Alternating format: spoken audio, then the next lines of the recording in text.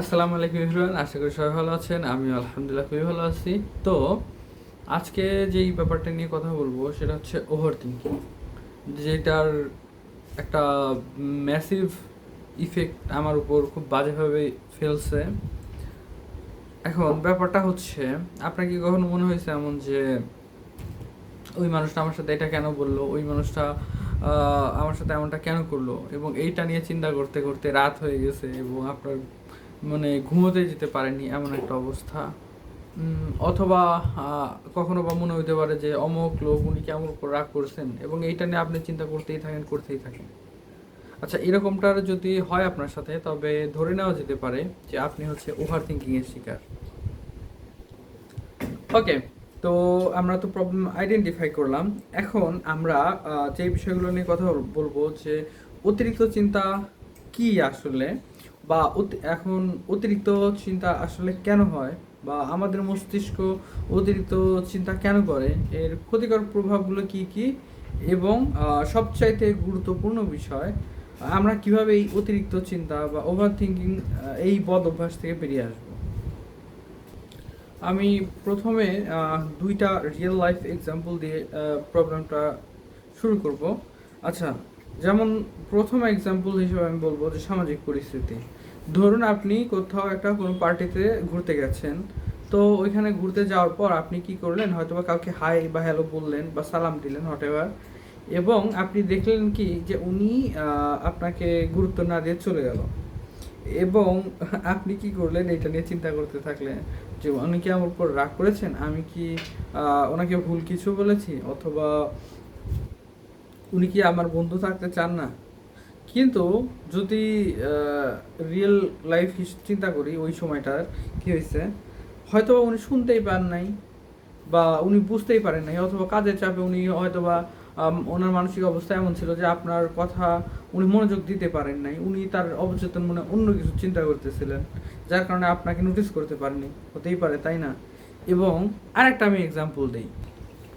আম, আরেকটা এক্সাম্পল কল্পনা করি যে হচ্ছে আপনি ধরেন একটা কাজের মধ্যে আছেন, এবং কাজের ফাঁকে আপনি হয়তো বা কোনো একটা ইমেইল আপনার বসকে পাঠিয়েছেন, এবং আপনার বস আপনাকে তখনও রিপ্লাই করেননি।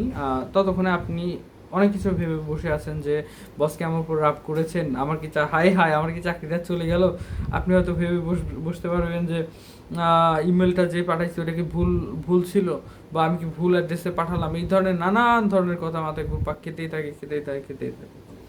তো হয়তোবা আসল ঘটনা যদি আমরা দেখতে চাই, তাহলে হয়তোবা দেখা যাবে যে বস হয়তোবা কোনো মিটিংয়ে ছিল, অথবা কোনো কোনো কারণে হয়তো বা উনি ফোন থেকে দূরে ছিল, অথবা মেইল চেক করেননি। অনেক কিছু তো হতে পারে, তাই না? কিন্তু আমরা এত বেশি কিছু ভেবে ফেলি, ওভার থিঙ্কিং করে ফেলি, যে আমাদের মাথা ততক্ষণে খারাপ হয়ে যায় আলটিমেটলি ভাবতে ভাবতে। তো এই জিনিসটা তো করা যাবে না। এখন আসি, এটা অ্যাকচুয়ালি কেন হয়, বা আমাদের মস্তিষ্ক অতিরিক্ত চিন্তা কেন করে।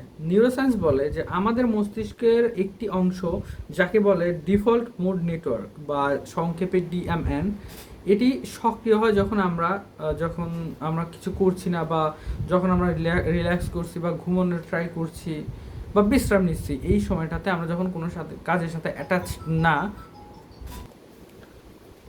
তো যেটা বলছিলাম আর কি, ডিএমএন হচ্ছে একটা অতি সক্রিয় হয়ে যায় যখন হচ্ছে আমরা অতিরিক্ত চিন্তা করতে থাকি, এবং সমস্যাটা এখান থেকেই কিন্তু শুরু হয়, যে আমরা অতিরিক্ত চিন্তা করতেই থাকি। তখন হচ্ছে এটার বাজে ইফেক্ট ফেলে, এবং ইফেক্টগুলো কি কি আমি আপনাদেরকে বলি। বিশ্ববিখ্যাত গবেষণা আছে কিছু এই ব্যাপারে, যে হার্ভার্ড বিশ্ববিদ্যালয়ের একটা গবেষণায় দেখা গেছে যে মানুষের মস্তিষ্কের 47% সময় হচ্ছে আপনার ঘুরে বেড়ায় আর কি, যেটাকে বলা হচ্ছে মাইন্ড ওয়ান্ডারিং। আচ্ছা, ব্যাপারটা আমি এক্সপ্লেন করে বলি। অর্থাৎ আমরা আমাদের জীবনের প্রায় অর্ধেক সময় অতীত নিয়ে চিন্তা করছি, নয়তো ভবিষ্যৎ নিয়ে চিন্তা করি যে কী হবে না হবে, বা অথবা আমরা বর্তমান নিয়েই চিন্তা করতে থাকি। যে এই যে বিষয়টা, এটাই হচ্ছে মাইন্ড ওয়ান্ডারিং। অর্থাৎ মস্তিষ্ক খালি ঘুরে বেড়ায় এখান থেকে সেখানে, ওখান থেকে সেখানে। তো গবেষণায় দেখা গেছে যে যারা বেশি বেশি মাইন্ড ওয়ান্ডারিং করেন, তারা সাধারণত কম সুখী হন, মানে তাদের লাইফে সুখ কম থাকে। আচ্ছা, আরেকটা বিষয় থাকে, আমি গত ভিডিওতে যেমন বলছিলাম যে ডোপামিন রিওয়ার্ড সিস্টেম, এটা নিয়ে আলোচনা করছিলাম। তো এটা কি হয় যে যখন কোনো সমস্যার সমাধান করার চেষ্টা করি আমরা, তখন আমাদের মস্তিষ্ক ডোপামিন রিলিজ করে এবং এটি একটা ভালো লাগার অনুভূতি তৈরি হয় সাধারণত। কিন্তু সমস্যা হলো আমরা যখন অতিরিক্ত চিন্তা করি বা আমরা সমাধান খুঁজি না, তখন আমরা আমরা শুধু চিন্তাই করতে থাকি যে পসিবল সলিউশন কী হতে পারে, এটা হতে পারে, ওইটা হতে পারে। কিন্তু মস্তিষ্ক ভাবে যে আমরা সমস্যার সমাধান করতেছি, আসলে এইটা আমাদেরকে ডোপামিন রিলিজ করতেছে, ভাবাচ্ছে, কিন্তু আদতে করে সমস্যার সমাধান হচ্ছে না। আচ্ছা, আর একটা ব্যাপার আছে অ্যাংজাইটি লুপ। অ্যাংজাইটি লুপটা কি জিনিস? সেটা হচ্ছে উদ্বেগ, মানে আমরা হচ্ছে চিন্তা করতে করতেই সমস্যা তৈরি করে ফেলি। যে হচ্ছে আমরা যখন কোনো সমস্যা নিয়ে অতিরিক্ত চিন্তা করি, তখন দেখা যাচ্ছে যে আমাদের মস্তিষ্ক হুমকি অনুভব করে। হুমকি অনুভব করার ফলে ও কী করে, যে হচ্ছে ফাইট অর ফাইট রেসপন্স, এই ব্যাপারটা যেটা হচ্ছে এটাকে সক্রিয় করে। তো যার কারণে হচ্ছে আমাদের হচ্ছে মানে স্ট্রেস হরমোন এত বেড়ে যায় যে আমরা আরও উদ্বিগ্ন হই এবং আমাদের উদ্বেগ অতিরিক্ত চিন্তা করতে বাধ্য করে। এক কথায় আমরা হচ্ছে তখন নিজেদেরকে একটা মানে লুপহোলের মধ্যে আটকায় ফেলি। তো এটা হচ্ছে বিষয়। এখন এটার সলিউশন কী হতে পারে? সলিউশন অনেকেরই হতে পারে, তবে আমি একটা গল্প বলবো।